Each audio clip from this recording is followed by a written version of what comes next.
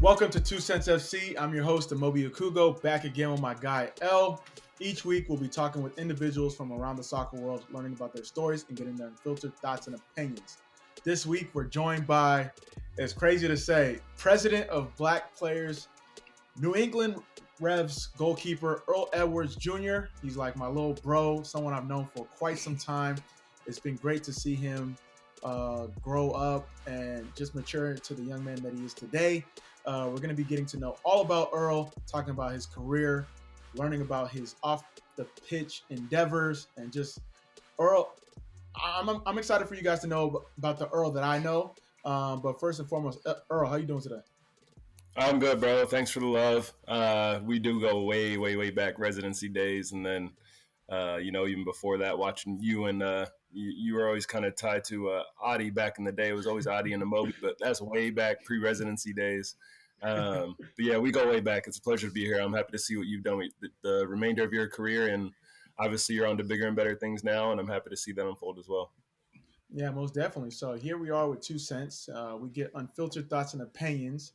I know you're all about that, but before we get into the good stuff, let's get into two truths and a cap. So, L, take it away. All right, two truths and a cap. So, Earl, this is a game that Amobi and I play where you'll give us 3 facts about yourself. 2 will be true, 1 will be a lie, and Amobi and I have to guess what the lie is. So, as we've said on previous shows, we're keeping score this year. I think Amobi is up 2-0 on me. So, I got to get on the board. So, whenever you're ready, let's go. All right, so I'll go with I'm one of 6 children. I own 4 dogs, and I was born in Pennsylvania. Ay.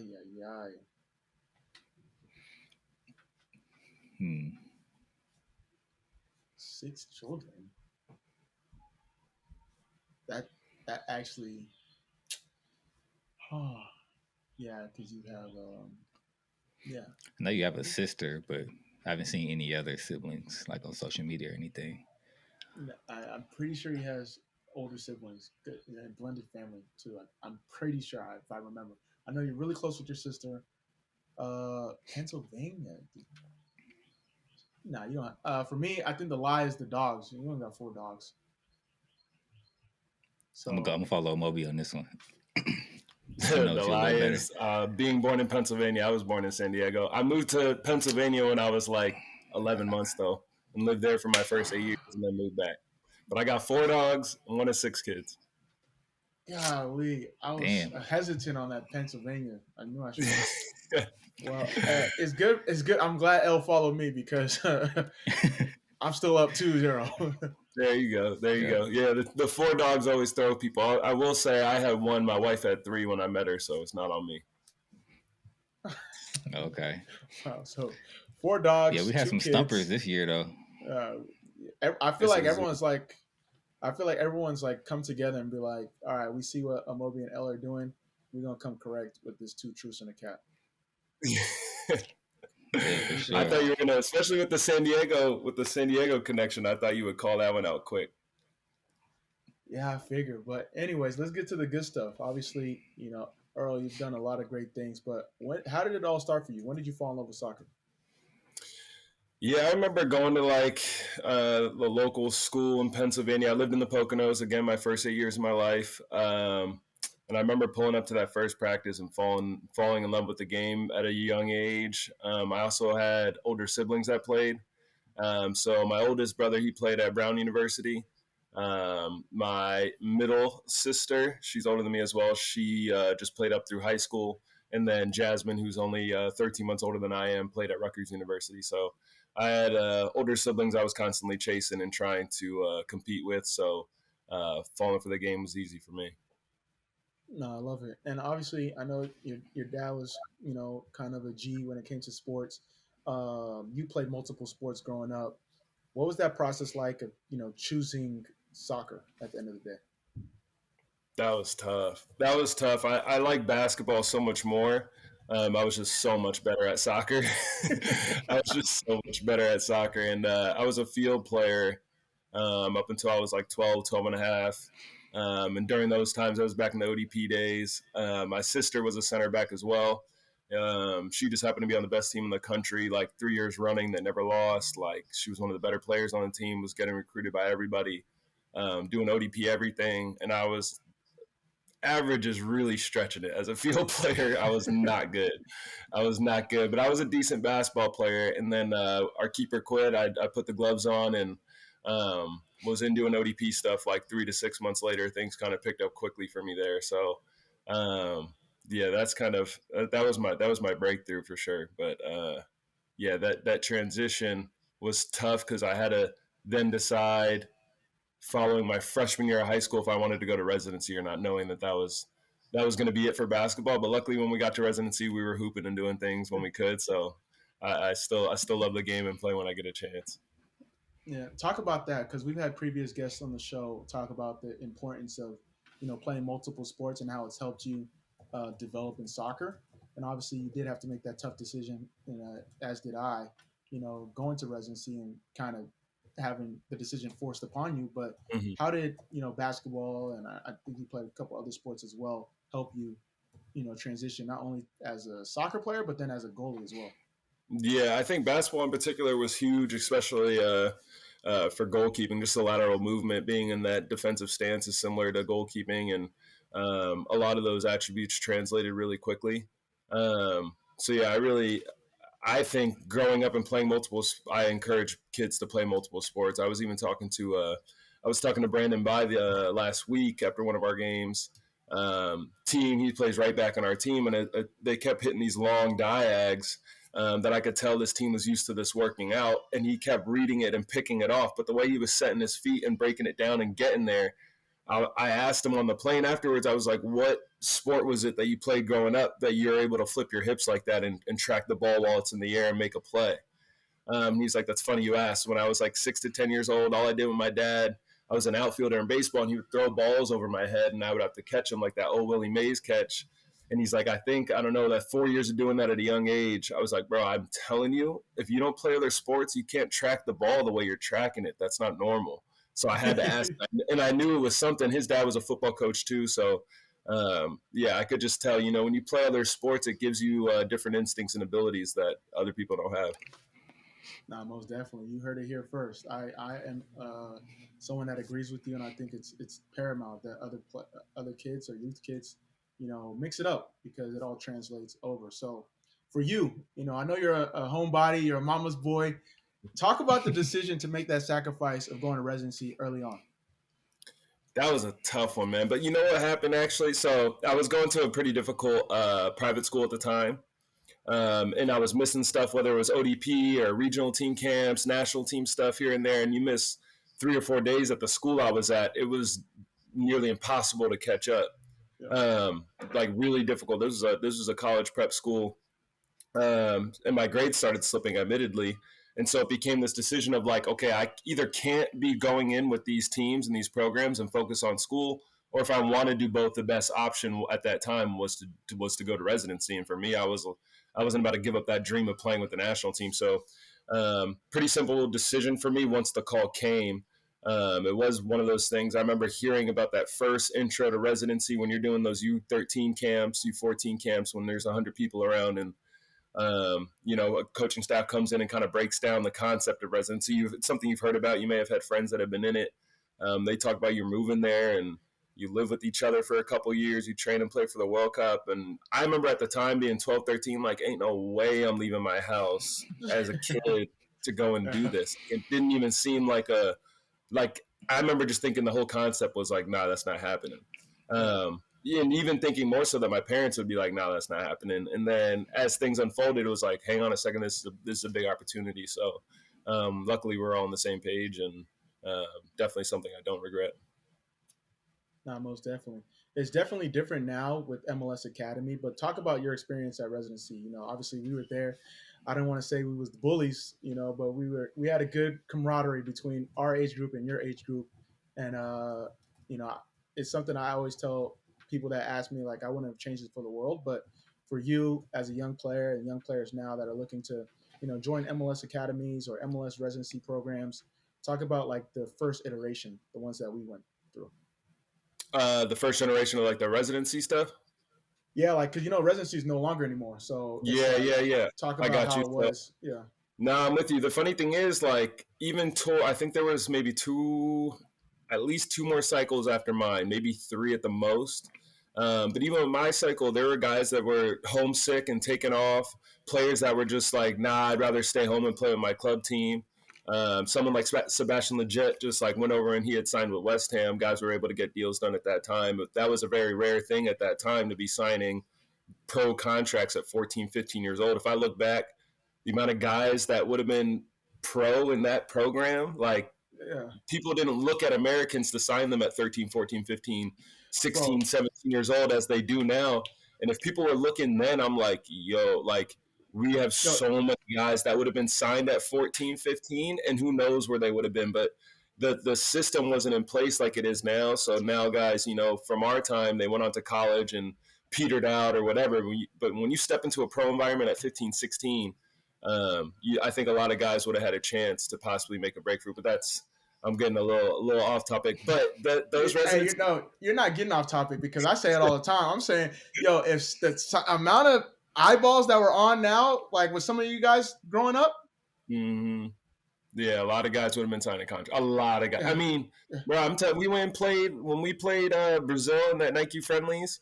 Coutinho was on the field, Neymar was on the field, and there's no doubt in my mind Stephon Jerome was the best player on the field. Like this guy was doing it, and it's a guy that not people don't really know him because he didn't quite make that jump at the next level.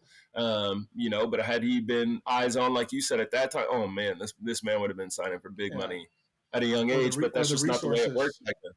Yeah, exactly. That too. So it didn't work like that back then. But getting into like the specifics of our cycle was cool because we came in the 92s. It was always those even years that play in the U17 World Cup. So the 90s were still there and actually just at the tail end prep for their World Cup as the 92s came in for the start of their cycle. And then as that World Cup ended, you had this group, I don't know, 10 to 15 of you that came back to finish a year of school after their World Cup was over. And looking back, that was probably a unique scenario. I don't know if that happened all the time. Yeah, it was unique because Wilmer kind of changed it up.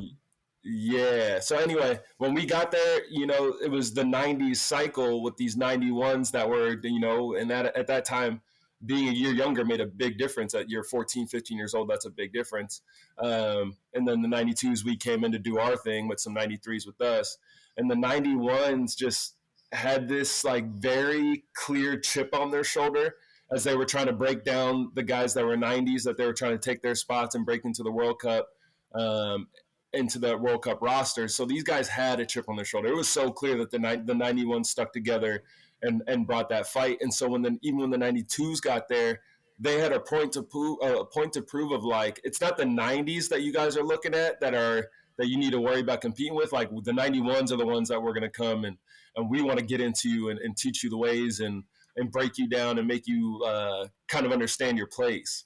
And that's where kind of these turf wars came in. There was a little turf field after school to the point where we're banging on bus windows like to the turf, talking trash.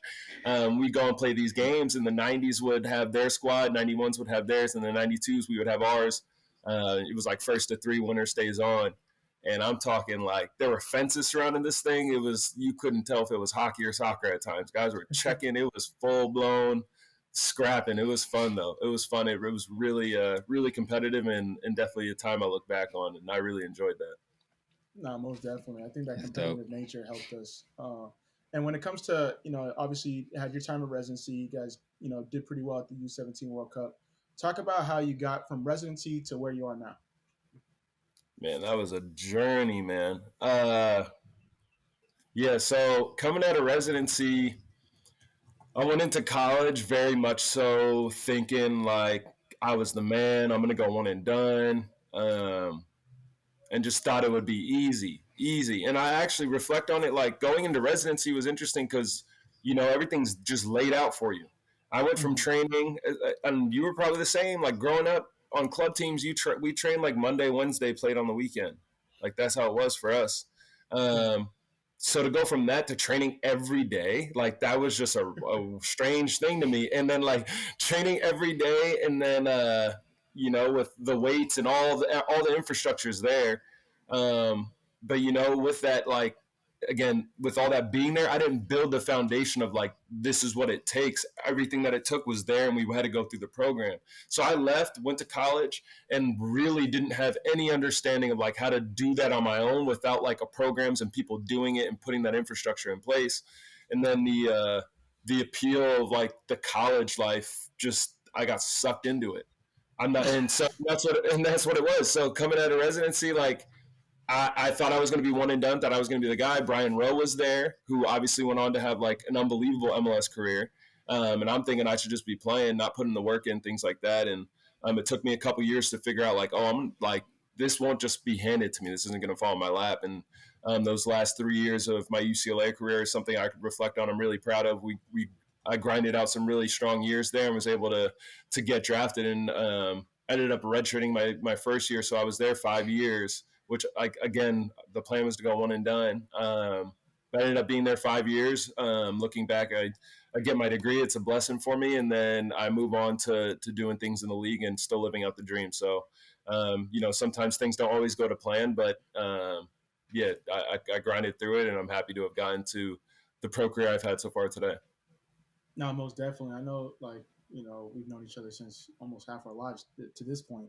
And, you have these big plans. And like you said, it doesn't always happen the way it's supposed to or the way it's planned, but it happens the way it's supposed to. So to see you now, 8+ years in the league, two Final Four appearances, is really amazing to see. So what advice would you have for young players, young phenoms, to stay on the path when it may not go your way or when you may face some adversity?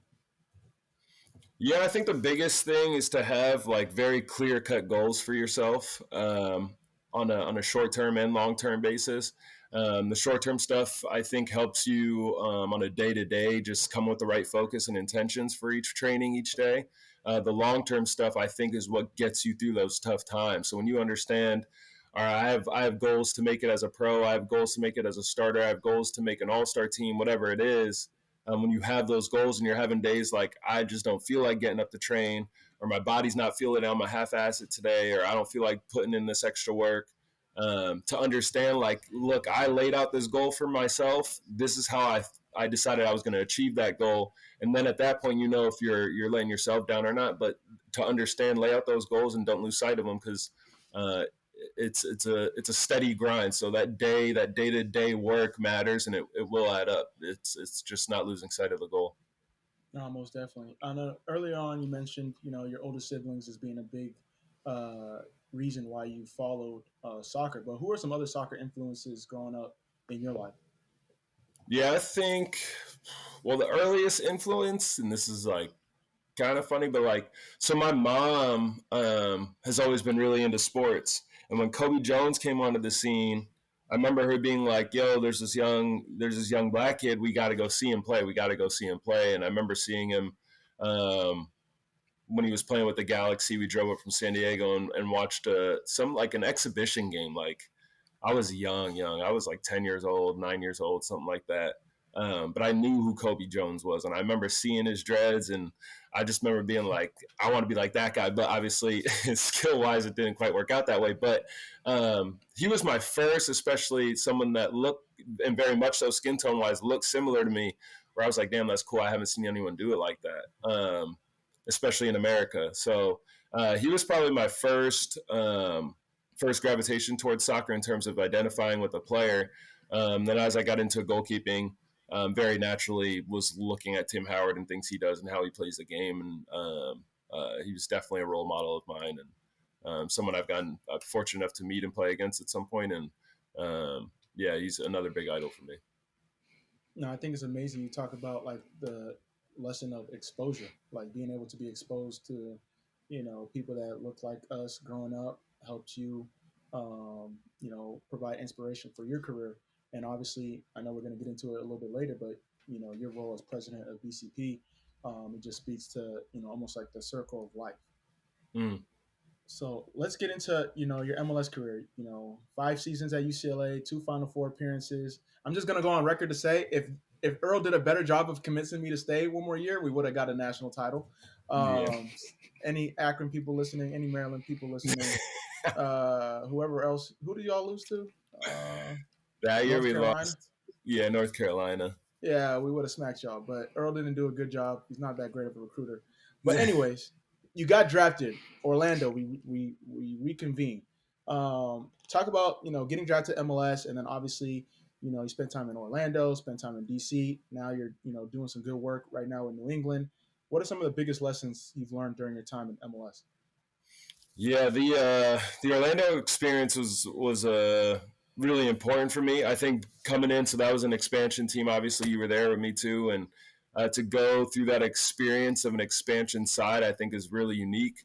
I come in, I understand, like, so again, Amobi and I were close. So to know I was going to be playing with him, for me, I understood I had someone that I could heavily rely on, someone that I knew I could trust in the locker room would have my back, which was huge for me. And we get there, and it's funny, like the locker room setup, um, just coming into that building, like you could feel everyone had a little bit of rookie to them because no one knew where anything was. And I remember just being like, I remember walking in because as a rookie, you always have these. I mean, most of the time, you have thoughts of like, okay, what does it look like to be a rookie? I'm going to have to help with stuff, get guys things, kind of know my place, pick and choose your spots, things like that. But when you walk in and everyone's kind of like, yo, where's this? Where's that? There were times I would know where someone was. I'm telling Moby like, yo, things are over there. So it kind of was a great equalizer in a sense. And then I would just say throughout our first couple years there, it was just hard for us to turn that corner. I mean, Atlanta is a rare occasion where an expansion side comes in and just hits the ground running. And I think more teams are starting to do that now as they join the league. But that it was tough. It was tough, and we went through some coaching changes while I was there, and those are also very strong experiences for me moving forward. Having to deal with different coaches that change and doing that mid season. Different keepers I was competing with there. It was a lot. So I think I gained a lot of experiences there, played some MLS games there, and then moved on to DC.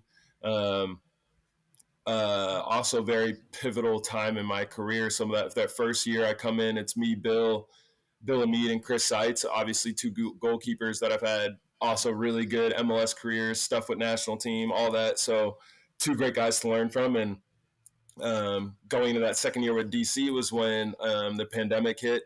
So having to go through that pandemic and coming back for the Orlando tournament, introducing the BPC to the world was all that same year. So a lot of good experiences in DC, and I very much so kind of took on a role of helping the club navigate those decisions and things we were going to do from an initiative standpoint. And then, ended up in New England where kind of got reconnected in a sense to Bruce Arena when he was in LA. I got to train with them quite a bit. Being at UCLA, I would go down and train with the Galaxy almost every year that I was in college. In those time periods that were permitted, I would go down there and train with them. So a little bit of a reunion with him to reconnect here in New England. And I've been enjoying my experience here and finally getting some games as well. No, most definitely. And congrats, man. You're starting the season off strong. Obviously, unfortunate in CONCACAF Champions League, but it's great to see you, playing and doing well.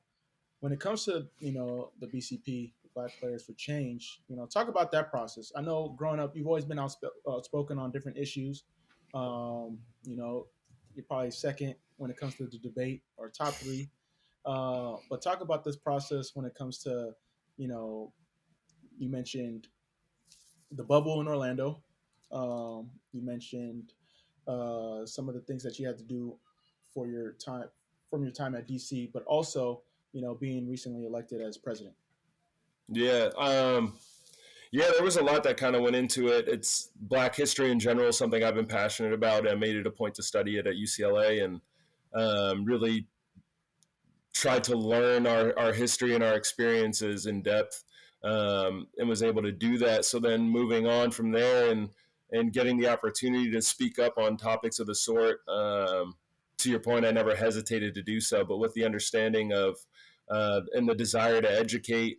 And then on the flip side, learn as well. And I think with that, and I mention this a lot when I get the chance to, these just genuine conversations I get to have with people where I can provide some education in different areas, but also learn different perspectives. Because I think a lot of times we talk about the Black experience, it's lost on not just myself, but Black people in general, that it's really hard for other people to understand our experience. They're not going through it the way we are, and to also maintain that thought process as you're trying to navigate those conversations. And I think it just helps me control my emotions and not get frustrated when someone doesn't understand either what I'm talking about, what we're going through, or a specific scenario, and as to why that's difficult for us. But understanding that people have different backgrounds, perspectives, life experiences that would lead them to not have that understanding, and that is part of the education, and keeping your patience and emotional control to bridge that gap and to build that empathy for one another. Yeah, but with that, as things unrolled and we got into 2020, and we had Ahmaud Arbery and George Floyd and others that were being murdered at an alarming rate. We felt as Black players in this league that it was time to do something substantial, and a bunch of us came together, and that unrolled into being all the Black players and staff included, and wanting to do a peaceful demonstration at the Orlando MLS's back tournament. And fortunately, the league was willing to work with us on that as well, and to introduce ourselves to the world in that sense was a very strong starting point for us. And we wanted to make sure that we were going to create lasting change and have a lasting impact, and continue to make an impact in our league and local communities. And I feel, almost 2 years in, that we've been able to do that. No, most definitely. So talk about, being elected and promoted as president. Like, how did that come about? Is this something that you sought after, or, just due to the contributions that you have already been committed? I think it was more so the latter. I always was fairly outspoken when we would have our bigger Zoom meeting calls. Again, it's a topic I'm very passionate about, and I enjoy sharing my knowledge on it as well. And I think the things I was just doing along with the group, and then we ended up electing board members initially, and there was 12 of us that were elected to those positions, and then from there decided that it was time to evolve as an organization and have these different roles. And so as that came about, the 12 of us were voting on that. I threw my name into the hat. I very much so wanted to be president of our organization, and trusted that if the group voted that way, that that would be something I could take on. And when the vote fell that way, it was something that I, in terms of fulfillment in my career, nothing on the soccer side of things is touching that in terms of fulfillment. That was something that, I had siblings and family calling me. I was calling people, and you talk about humbling. That was an incredible experience to be voted and elected by my peers to such a position. Was amazing, and something that I truly feel is an honor. No, most definitely, and congratulations. What are some initiatives that you guys have, in store this year that you can and are willing to share? Yeah, I appreciate that last tidbit, because it is tough. We constantly have incredible organizations reaching out to work with us, and some of that stuff is ongoing, and we can't discuss it. And on the flip side, there we have partners that have been with us kind of from the start, and between U.S. Soccer Foundation and Musco Lighting, they came together and helped us build these mini pitches that we're continuing to roll out.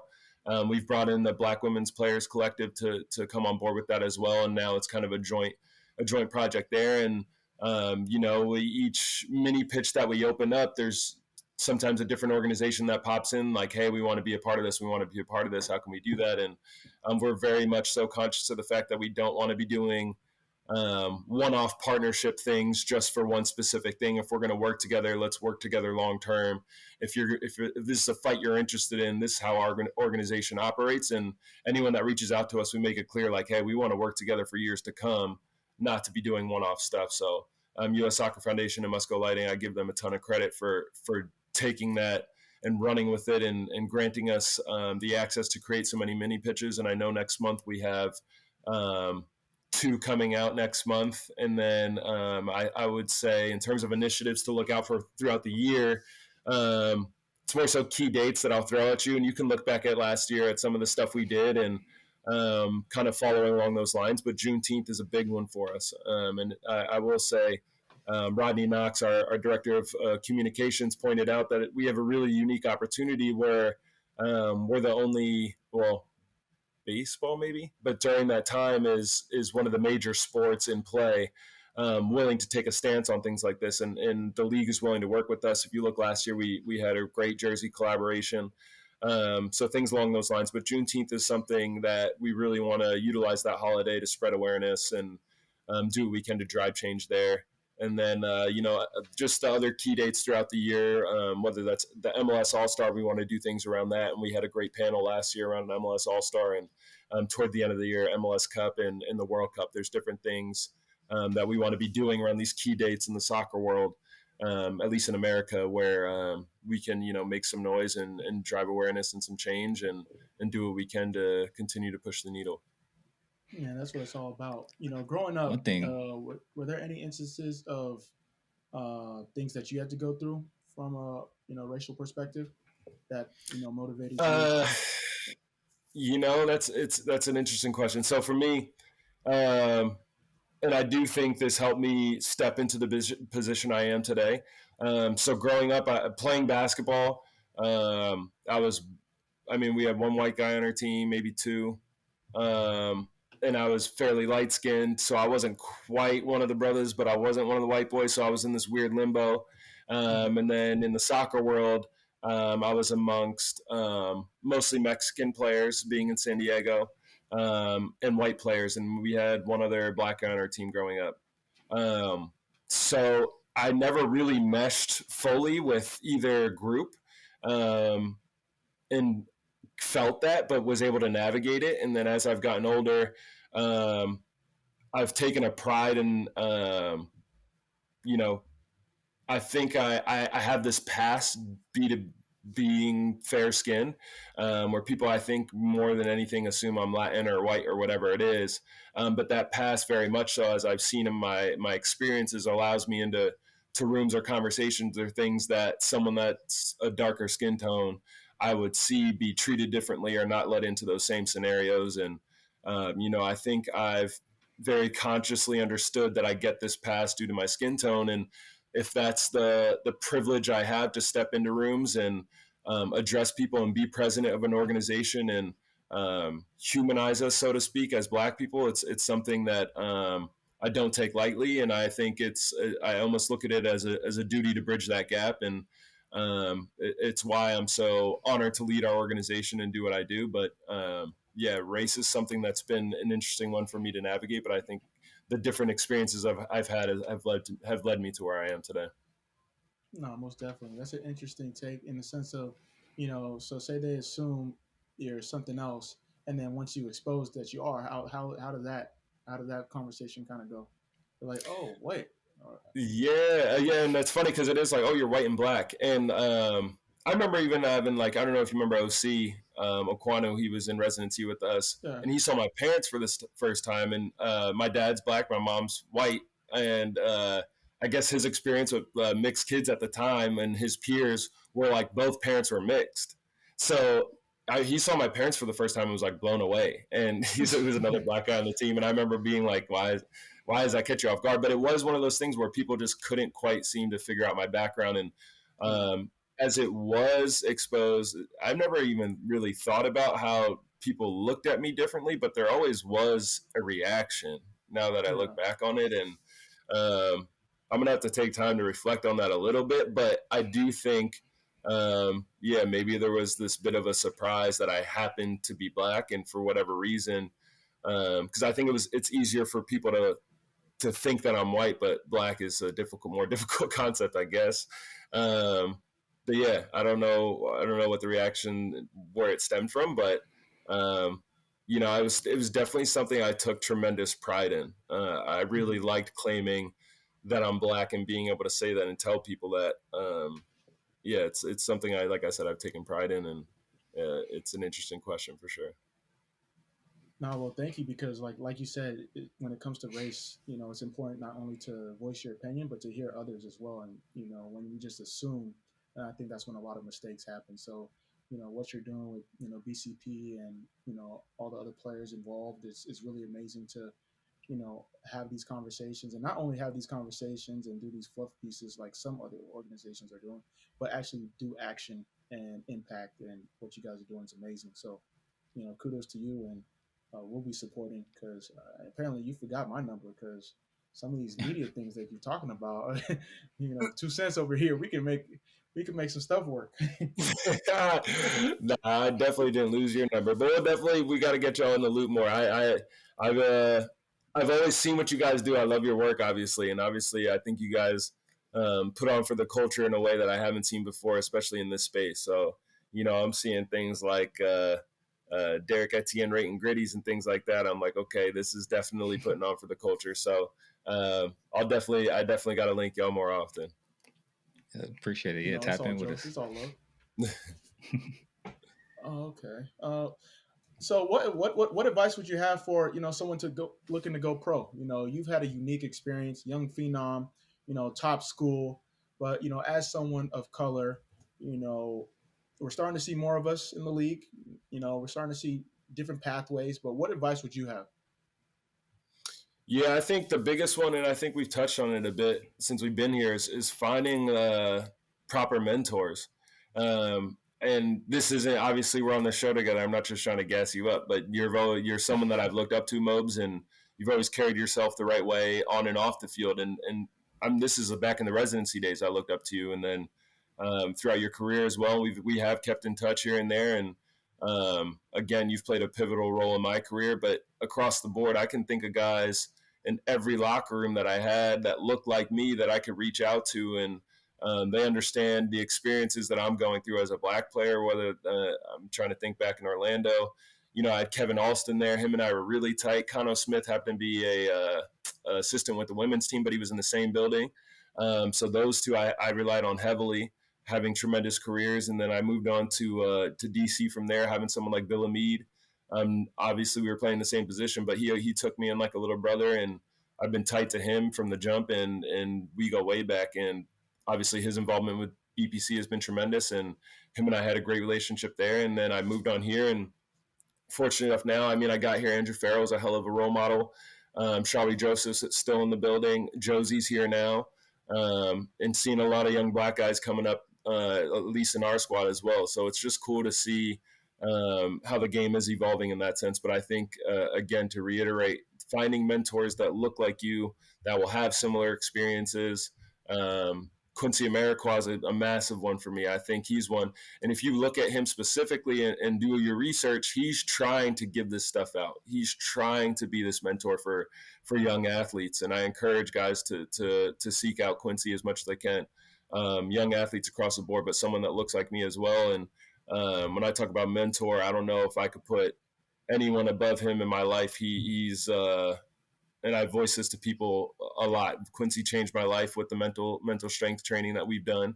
Find guys like that. Find guys that are doing what you're striving to do, and trust them. No, that's important information. And quick shout out to New England. You all coming for Columbus for, Black Player FC. You guys got a little bit of a squad over there in New England. So respect to you. But you mentioned Quincy, and Quincy's someone I respect, fellow Nigerian, someone that's doing it the right way on and off the field. You're head of strategic partnerships for Perfect Soccer. Talk about your role there and, some of the things that you guys got cooking up. Yeah, so I came on with them in 2019. Quincy would be in the locker room. He was talking about being a mental strength coach.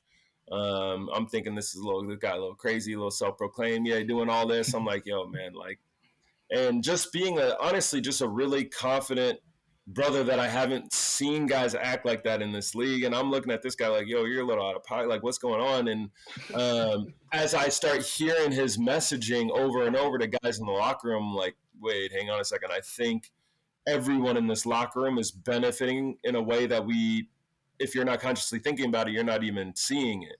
But he would just have these conversations with different guys talking about anything in life, financial, family, mentality, on the field, off the field. And no matter what the sector was, I'm like, yo, this guy's got the answers. And it was highly intelligent, thoughtful conversations where he's learning about you in the process and helping you through it. And, eventually I was like, yo, I'm fully bought in. Like whatever programs you have, mental strength, whatever it is, let's work together. And kind of came out of his mental strength training. That was about a year and change of work, where we then collaborated and decided I should come on with Perfect Soccer. And we did some different things, just one, ironing out what the mental strength training is and looks like, having kind of his claim being the, at the time, only player to have like kind of come out the other side of it. And then, tightening things up like that. But we went on to go to like CES, the Global Tech Convention in Vegas. I know you're aware, Mo. And then we want to do things like that, networking wise, and just, ironing out different networking strategies and connecting with different organizations and people that we could possibly partner with. I think the biggest things that we came together on was really navigating those strategic conversations, those negotiations, so to speak, and what we were able to create and develop over that time was amazing. And I think more so now, like I'm more of a distant connect, but I still work with him very much so directly on a lot of the stuff that that he put me through in that mental strength training stuff. And I'm telling you, in terms of being a better father, husband, soccer player, all of it, it's had a tremendous impact on my life. So anyone that's tuning into this one, I check out what Quincy America was on to. That's for sure. No, most definitely. And we've had Quincy on the show, someone that, is highly respected. Sometimes you got to put a timer on him because you can go down the rabbit hole in conversation. But, yeah, how much time do you have? But I will say, on the flip side, it was a short-term loss for long-term benefit. But that first year working with him, he was my locker mate. I was coming home. I could have been home from trainings by 2 o'clock at the late. I was coming home 3, 4 o'clock, wifey mad. But I was explaining to her, I was like, look, I know I'm coming home late, but what I'm learning from this guy, I genuinely believe is going to change my life and will benefit us moving forward in the long term. Like, I know this sucks right now, but I don't feel, based on what we're talking about and what he's providing me and addressing things in my life, that I can just go home and not take this in. I think that's detrimental for us. And again, he was that important to me. But yeah, that man could talk, but it's worth it if you got time. Nah, most definitely. And especially, you talk about it's an investment in yourself. Some guys, they'll get massages back to back just to avoid going home. So for you, you're doing it for the benefit of not only yourself, but your family as well. Very much so. You got a good head on your shoulders. Obviously, it's why, we get along so well. What are some of the aspirations you have when you're done playing? I know you're a goalie, you play forever, but that time will come at some point. What are some of your aspirations post-soccer? That's a good question. There's things that I look at personally in terms of like, I want to make sure I'm still in a field where I can have an impact on social justice. What that looks like, I'm not exactly sure right now. In the meantime, I'm really enjoying the role I have with the BPC and building those connections and not only guiding our organization or help lead that, but building personal connections as well. And we will see where some of that stuff leads to post-career. But outside of that, I think my very first thoughts, not thinking about just myself, which is easy to do as a pro athlete. I think families and specifically significant others sacrifice a lot for us to be able to do this. My wife has owned speech therapist practices for pediatrics, and that's something that's her passion and something she wants to do. And it's definitely something, as I retire, I want to look at how can we do that for her and get into her being able to have her own franchises at some point. And I think that'll be the main focus as my career wraps up, to be a little unselfish and give back a little bit, and then see where the ball rolls from there.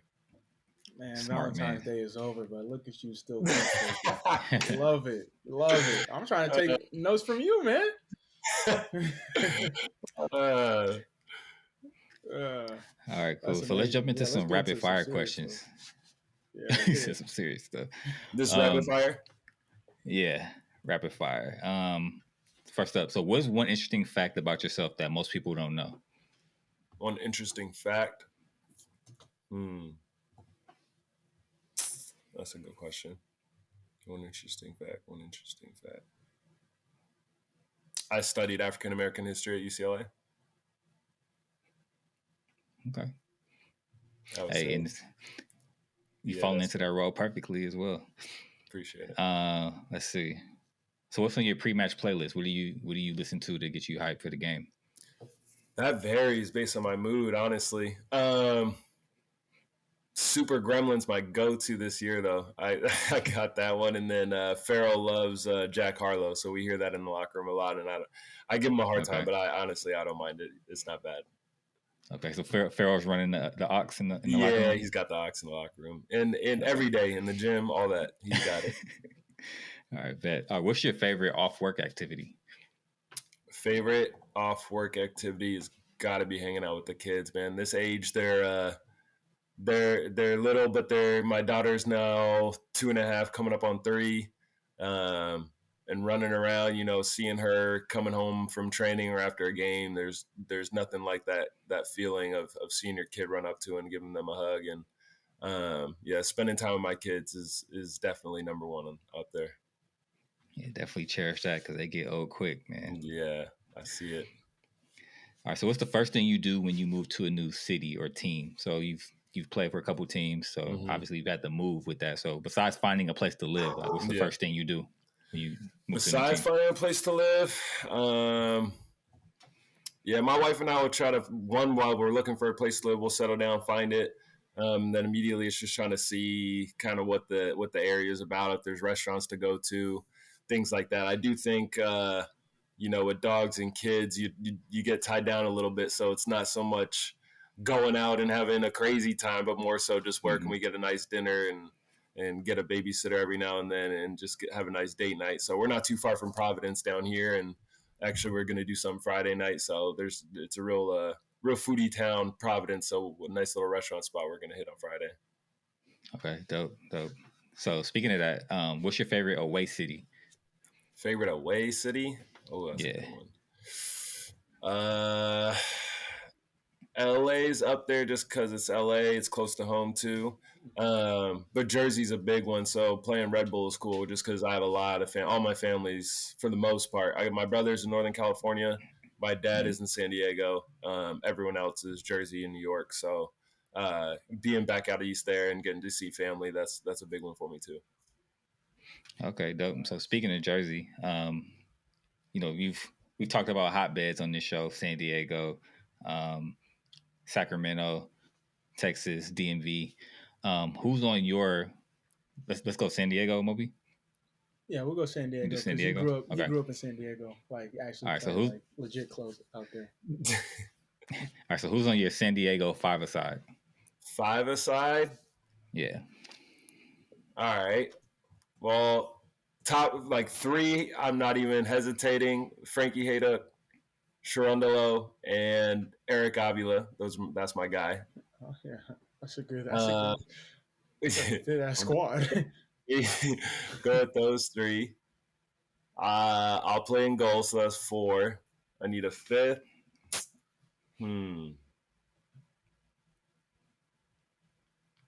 Can I claim the Bowen brothers? No, they ain't San Diego. They weren't that far north, though. We talking San Diego proper. All right, Areola. Eder is not San Diego. No, not Eder. Paul. Okay, Areola, fair enough. Yeah. Dang, I'll give you that. You got a fit squad. You got a fit squad. That's solid. Okay. All right. Last one. Your favorite off-season spot?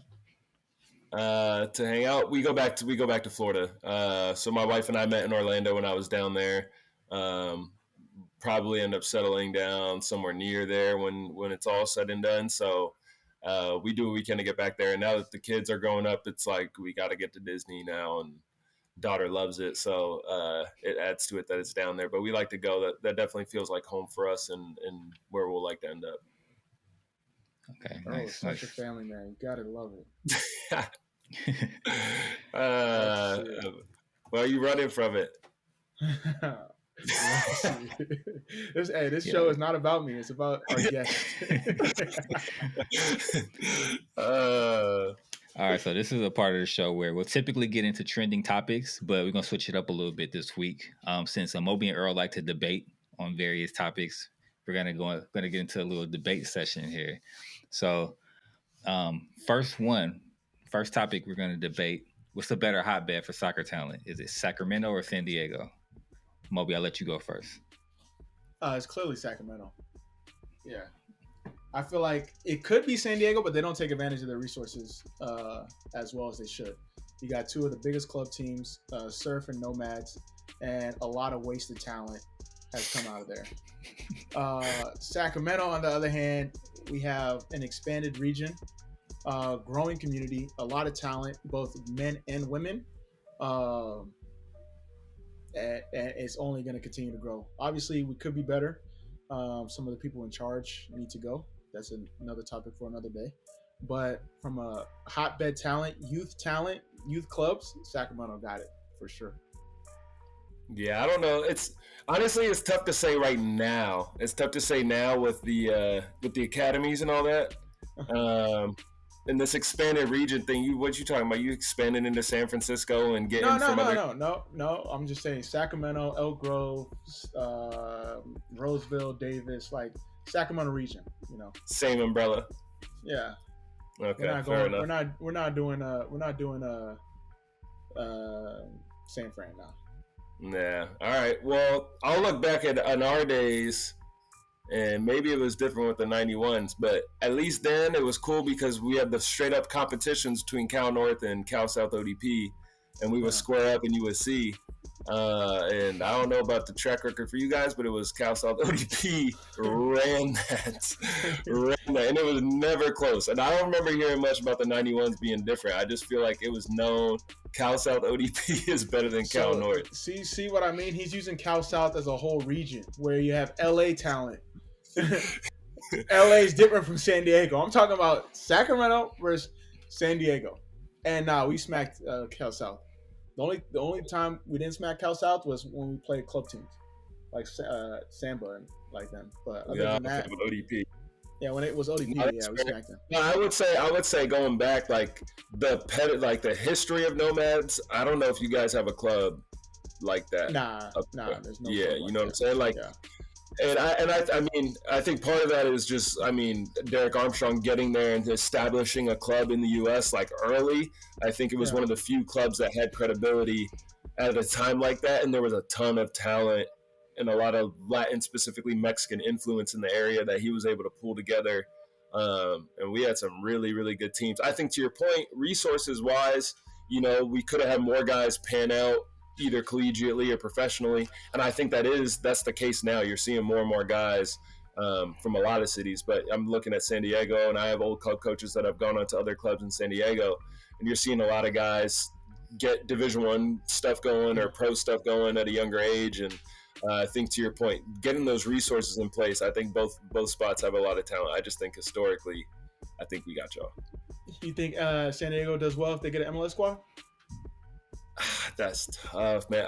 I do think they will do well because of the just past experiences of dealing with so many different pro teams and getting it right, and what does getting it right look like, and then looking at all the success other expansion teams are having in this league. I think they're coming in at a time where it's like the blueprint is there, plus the experiences just as a city that they've had with different franchises, where it's like, look, we should get this right. And I think that we're capable, and there's a lot of passion for the sport in the city. And I think when it comes together, it'll be big.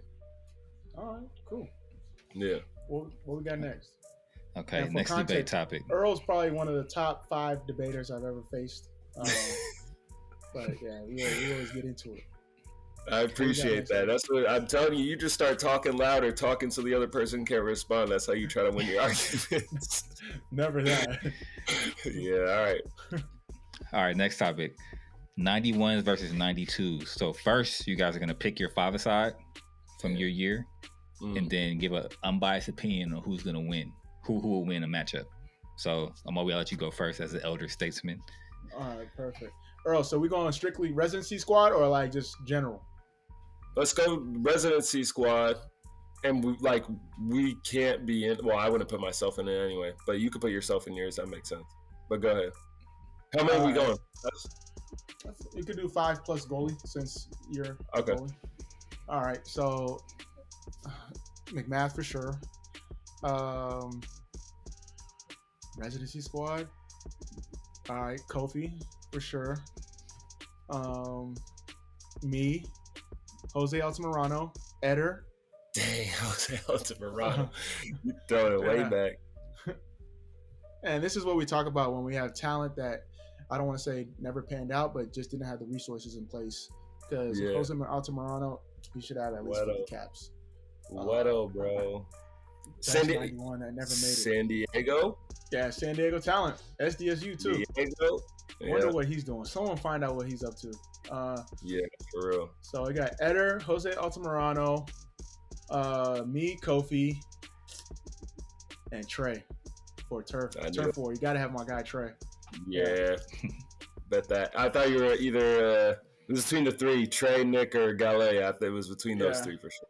Yeah, Gale's my boy, but you know, he's always prone for a mistake or two. So when we at the turf, it's serious, you know.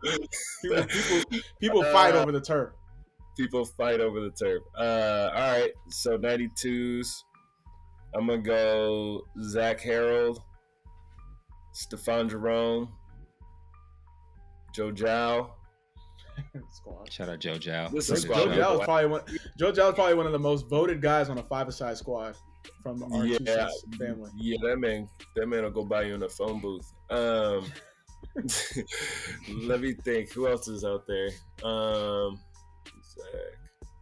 Who did I say? So I got Zach, Stephon, Joe. Let's see.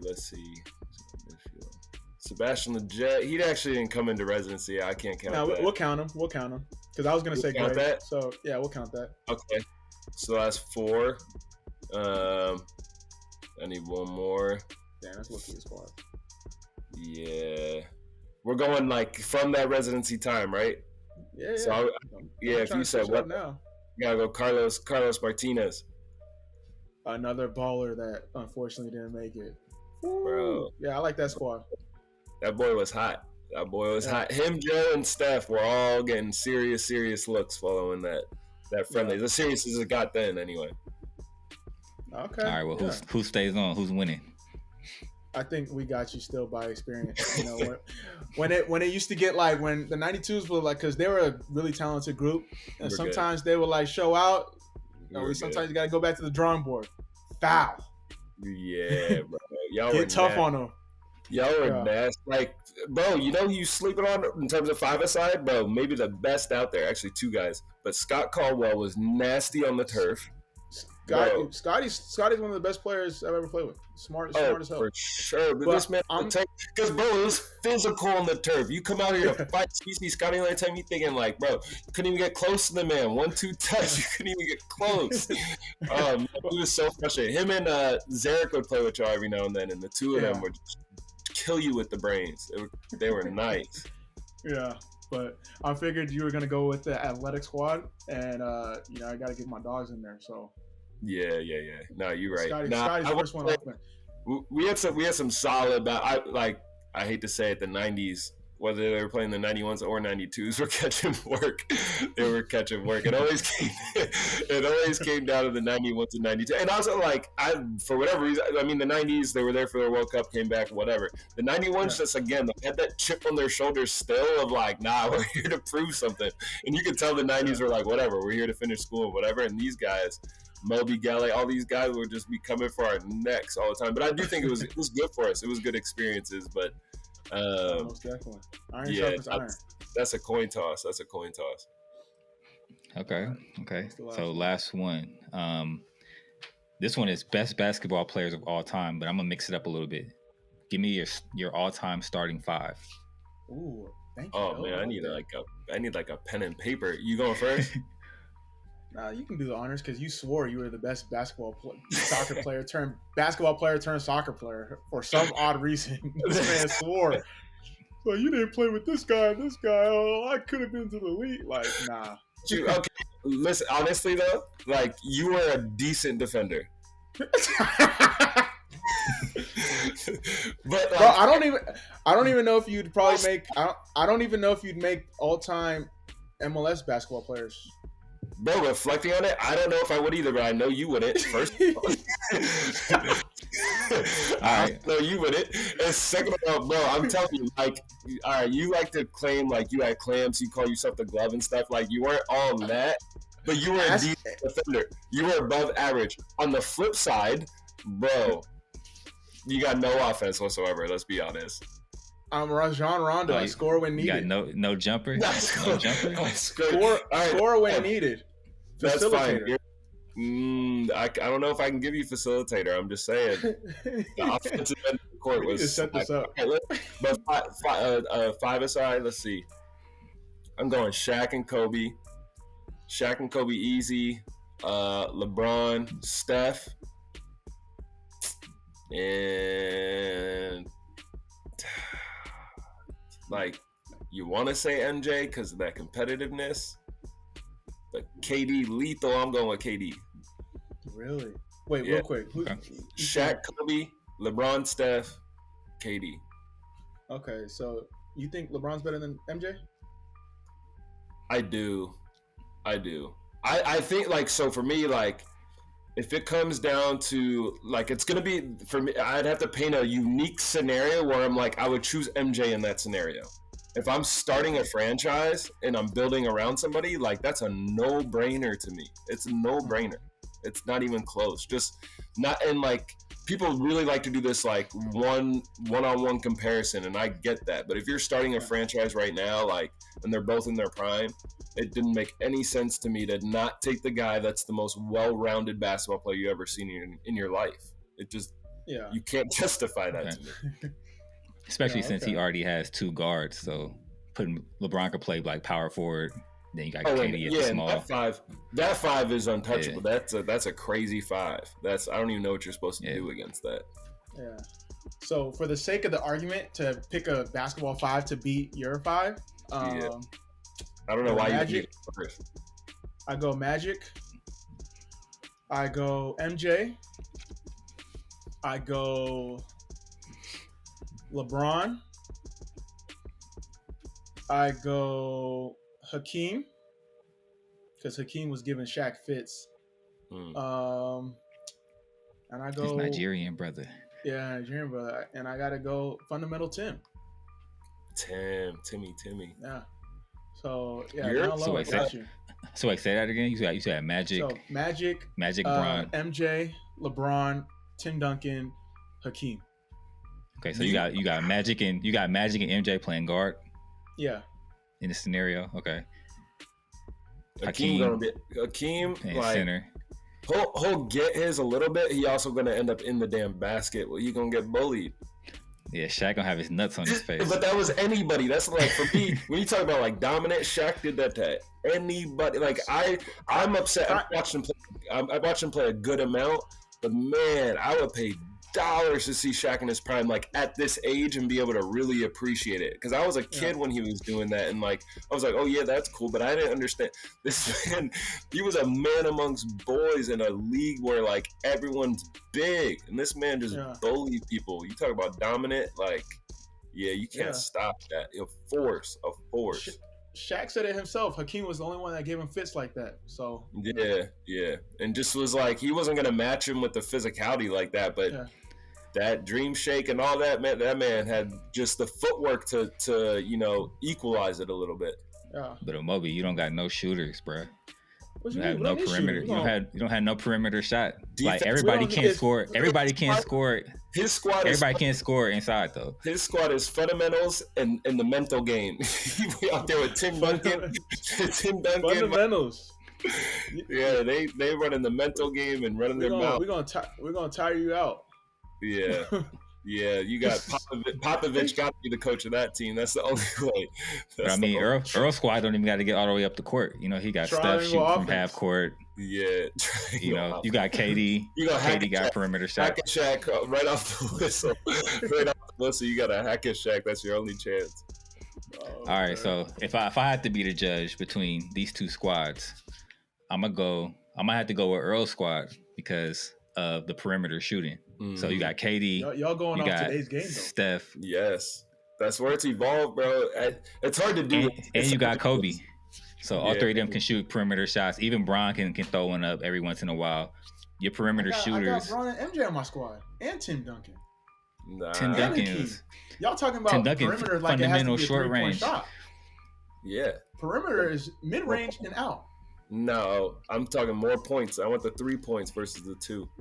And you talking about banging inside. They don't gotta bang inside. They could pull up from outside the arc. So, but if we Tim need Duncan, to, fundamental Tim, backboard, 15, 16. I will say who's guarding Tim? Who's guarding Tim? That's like KD's guarding Tim. Like that's tough. That's tough. Yeah, it's gonna be a long day. Steph's guarding Magic. Okay, but on the flip side, you gotta flip it too. And Steph wouldn't guard Magic. Who's guarding him then? Who's Steph guarding on that squad? On the flip side, who's guarding Steph? Steph is gonna have to guard MJ. He's gonna have to guard MJ. Get cooked. That's right. But MJ, for size purposes, Kobe had to guard Magic. Yeah. So you want Kobe's Steph a good defender. MJ? Bro, my squad is running through your squad. That's the only Hey, but MJ got to come inside. You know, Shaq, get out of here. And you got to think MJ, who's running those laps trying to catch Curry on the other side, running off double screens on the base. Right. MJ ain't doing that running. You see what happened with AI, right? AI and MJ. Steph got similar handles, so that's one. It's gonna be a mix. The whole game. It's gonna be a mix. NBA Top Shot. You got to pick him up at half court though. Yeah, that'd be a good one. That'd be a good one. All right. Since y'all both had Bron, you got to pick what era, which team was Bron playing on for your team. I'm going HGH Bron, Miami days. You say HGH Bron. Yeah, no, that one really got me blown because Lakers were still kind of in dynasty mode when he announced that. I was tight with LeBron. I was so mad about that move for so long. I forgave him when he went back to Cleveland and finally left Miami. So you got to pick early Cleveland, later Cleveland. Yeah, earlier, later. I mean, later he won the title. So I'll go with that. But shoot, I'll take Bron right now. I'll take right now, Bron. I might take right now, Bron. The way he played, because he's taking games over just because they have no other choice. I might take right now, Bron. This man's going off at 37.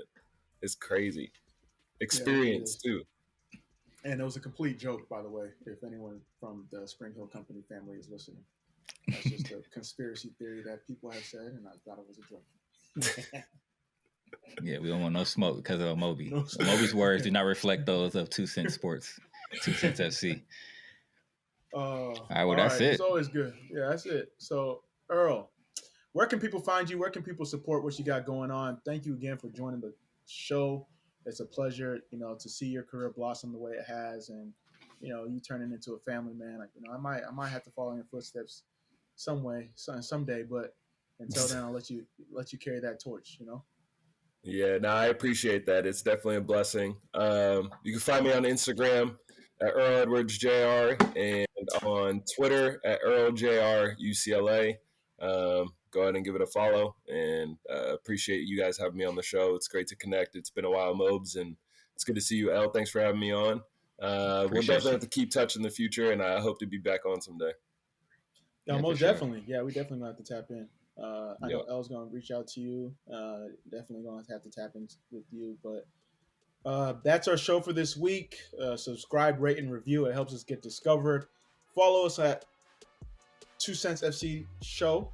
We got a new marker now, so it confused me a little bit. But follow us on the socials at 2Cents FC Show. Check out our merch at 2centsports.shop. As you can see, El's rocking the hat. Spring and summer is approaching. Make sure you get you guys' gear. And tweet us your comments on the show, any topics you want me or El to discuss. You guys know, unfiltered thoughts on a weekly basis. No sugarcoating here. No political answers here. We keep it nice and real. So hopefully you guys tune in. Unless you work for the league, but that's neither here nor there. Till then, y'all. Peace out. All right. Appreciate it.